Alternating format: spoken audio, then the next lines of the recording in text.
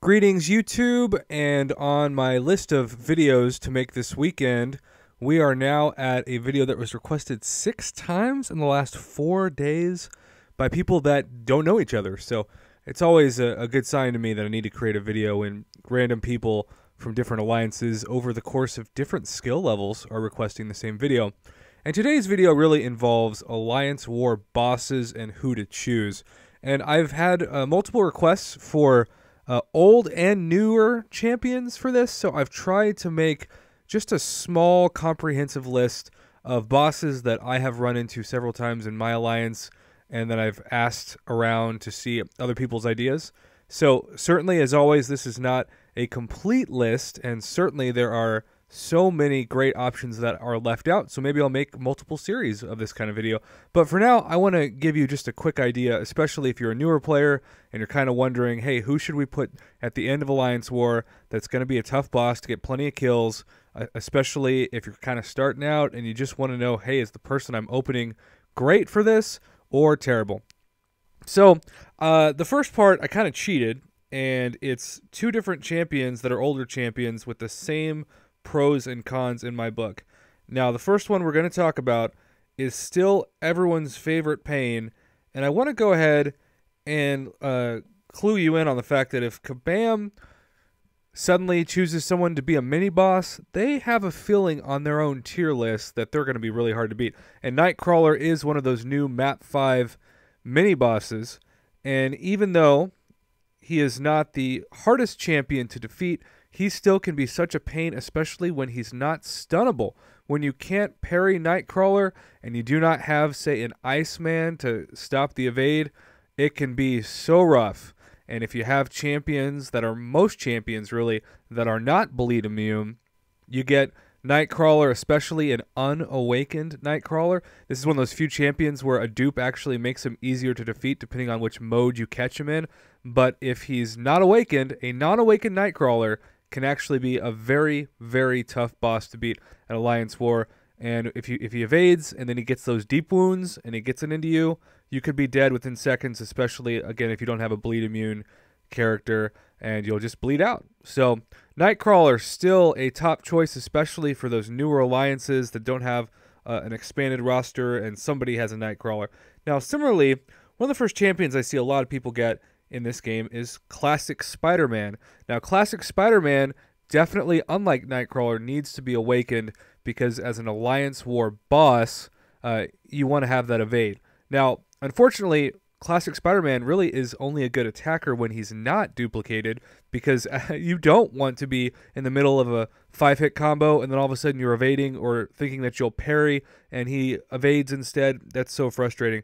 But Classic Spider-Man, like NIGHTCRAWLER, when you can't stun him and you don't have someone like an Iceman to stop the evading, you can easily be killed.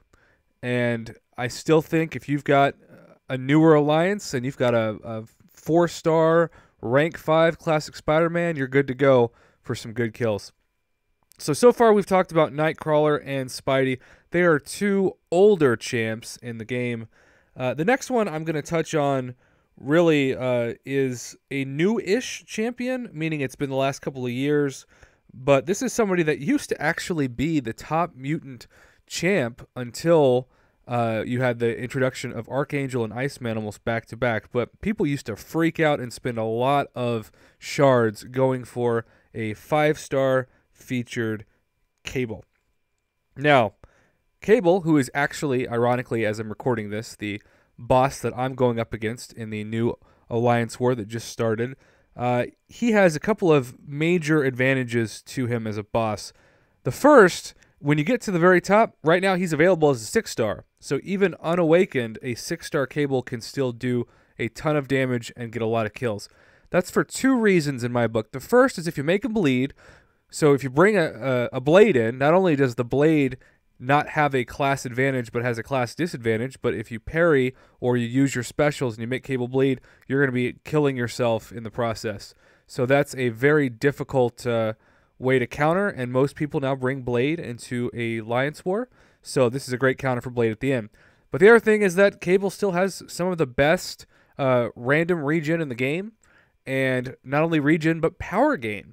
So Cable is a reliable boss that I see a lot of upper tier alliances use, and as the 6-star version is now available in the game, that's somebody that if you pull him as a 6-star, really can have some great usage. Now, even though he's not available as a 6-star, the next person I want to talk about is someone that still technically is the ending boss in both Map 5 and Map 6 for a reason, and that's Dormammu. Now, keep in mind with Dormammu that there are a couple of things to have of note. The degeneration really sucks. When you awaken Dormammu and you activate that degen, you can lose so much health so quickly. And then, of course, Dormammu, you can't bleed, you can't poison, and if you have a Dormammu boss, even if you're bringing a blade that has that danger sense, you still, with the top Mystic Dispersion, can get him to his Special 3 very quickly. And once you get that Special 3, you're as good as dead. So Dormammu is another great choice, even with the inclusion of Blade. Now, number 2 would have surprised me. In fact, I would not have had number 2 on my list until, unfortunately, my alliance went against him 2 wars ago, and we got wrecked.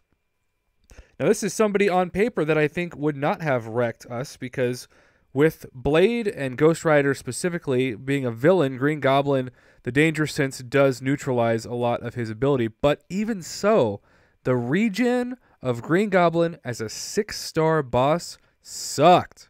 And between that and the attacks and the evades, he got a ton of kills against us. We were very surprised and, dare I say, frustrated beyond belief to go against a Green Goblin. So that's kind of a newer champion that you might want to consider, especially if you have a 6-star. But the number 1, in my mind, the new Magic, because Magic was far and away the number 1 Alliance War boss option until Blade was introduced, and so that's why Magic is not on this list. If you're in a newer alliance and a lot of people don't have blades, I'm sure you could probably, if you have a Magic, and especially if she's awakened, you can throw her in as a boss and still be effective. But she has not kept nearly as much of a value since Blade because of that Mystic Danger Sense ability to activate. But the number 1, someone that I just grinded for and immediately ranked up to rank 5 as a 4-star is none other than Medusa.